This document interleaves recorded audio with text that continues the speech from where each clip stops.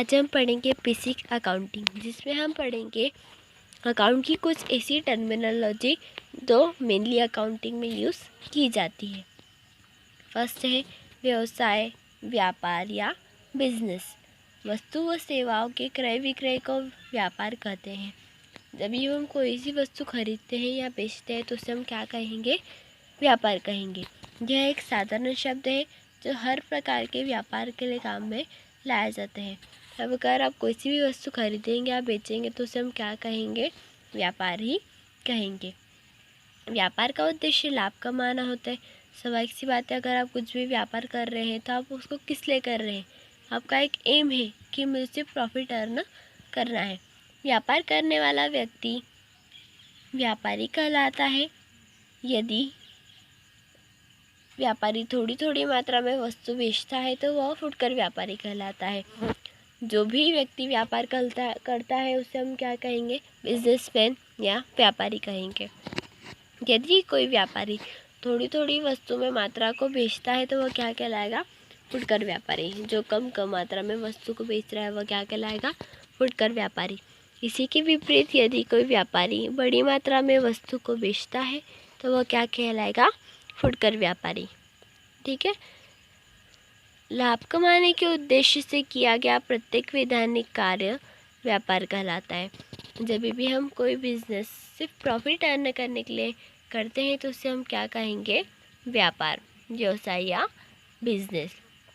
इसमें बैंक, बीमा कंपनियां, अंशों के दलाल आदि सभी व्यापारी की श्रेणी में ही आते हैं। बैंक हो गई, बीमा कंपनियां हो गई, अंशों के दलाल हो गए, ये सब भी व्यापारी की श्रेणी में ही आते हैं।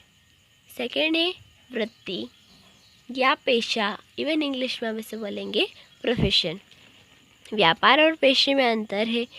पेशे का आशय आमदनी प्राप्त करने के उस साधन से स्पष्ट होता है जिसके लिए पूर्व प्रशिक्षण की आवश्यकता होती है। इस प्रकार के कार्यों के लिए बुद्धि को अधिक महत्व दिया जाता है। उदाहरण के लिए डॉक्टर, वकील, प्रोफेसर व ऑडिटर आदि का कार्य पेशा कहलाता है।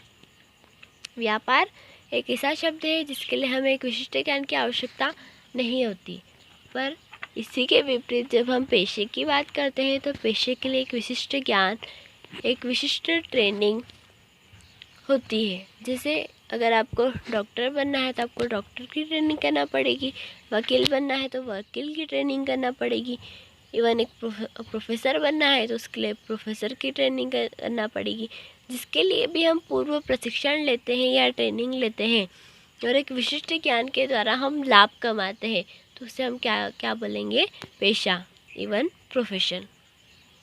थर्ड इज एकल स्वामी। प्रत्येक व्यवसाय व पेशे का कोई न कोई मालिक अवश्य होता है। वह व्यवसाय में पूंजी लगाता है, वह उसका संचालन करता है और उसके लाभ हानि के लिए उत्तरदायी होता है।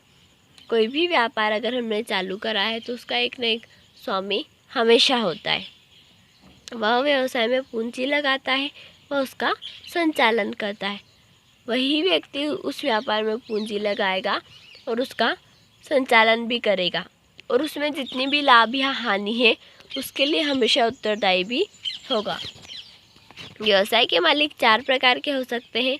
एकल स्वामी, जिसमें एक ही व्यक्ति हो। साझेदारी, 2 या 2 से अधिक व्यक्ति। कंपनी, जितने अंशधारी रहेंगे वो सभी। या सहकारी संस्था। जब किसी व्यवसाय को केवल एक व्यक्ति पूंजीदाता, प्रबंधक एवं लाभ हानि का उत्तरदायी होता है तो उसे एकल स्वामी, इवन सोल ट्रेडर या प्रोप्राइटर भी कहते हैं। जब एक ही व्यक्ति उस व्यवसाय में पैसे लगाता है, उसका मैनेजमेंट करता है और सभी प्रॉफिट और लॉस के लिए उत्तरदायी होता है तो उसे हम क्या कहेंगे? एकल स्वामी या प्रोप्राइटर। नेक्स्ट है साझेदारी या फर्म, इंग्लिश में बोलेंगे पार्टनरशिप ऑफ फर्म।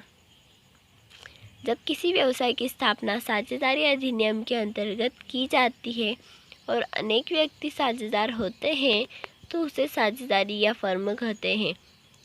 जब भी हम कोई सा व्यवसाय स्टार्ट करते हैं पर उस व्यवसाय की स्थापना साझेदारी अधिनियम के अंतर्गत की जाती है और उसमें अनेक साझेदार होते हैं तो उसे हम क्या कहेंगे? साझेदारी या फर्म कहेंगे। वैसे व्यापक अर्थ में प्रत्येक व्यापारी इकाई फर्म के नाम से पुकारी जाती है। जब भी कोई एक बड़े पैमाने पर बिजनेस होता है तो हम उसे साझेदारी या फर्म ही कहते हैं। नेक्स्ट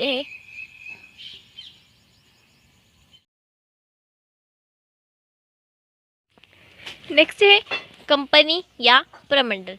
जब किसी व्यवसाय की स्थापना भारतीय कंपनी अधिनियम के अंतर्गत की जाती है तो उसे कंपनी कहते हैं। जब भी हम कोई सा व्यवसाय कंपनी अधिनियम के अंतर्गत स्थापित करेंगे या उसका प्रारंभ करेंगे तो उसे हम कहेंगे कंपनी।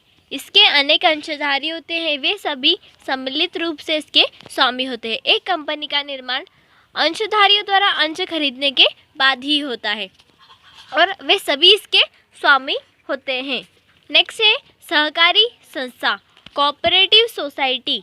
सहकारिता अधिनियम के अंतर्गत स्थापित व्यवसाय सहकारी संस्था कहलाती है। कोई भी व्यवसाय जो सहकारिता अधिनियम के अंतर्गत प्रारंभ किया गया है या उसका स्थापना की गई है तो उसे हम कहेंगे सहकारिता संस्था। नेक्स्ट है व्यावसायिक सौदा, बिजनेस ट्रांजैक्शन।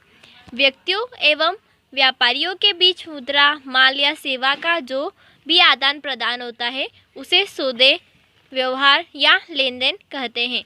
व्यक्ति या व्यापारी द्वारा उनके बीच जो भी मुद्रा या सेवा का आदान प्रदान होता है या जो भी वो क्रय विक्रय करते हैं उसे हम व्यवहार में सौदा या लेन देन कहते हैं। जैसे मोहन ने सोहन को 5,000 रुपये उधार दिए इत्यादि कार व्यवहारिक सौदे कहलाते हैं। बुक कीपिंग में इन सौदों का लेखा किया जाता है।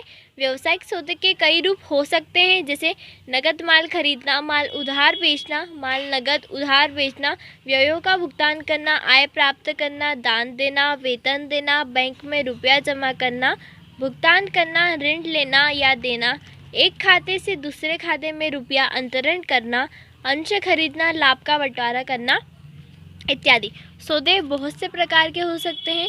माल नकद खरीदना, माल उधार बेचना, किसी को पैसा उधार देना या उसे उधार लेना जैसे, और बैंक में रुपया जमा करना, अपने बैंक से किसी दूसरे को पैसे ट्रांसफ़र करना या लोन लेना या लोन देना, अंश खरीदना, लाभ का बंटवारा करना आदि। सौदे मुख्यतः 2 प्रकार के होते हैं, नकद सौदे या उधार सौदे।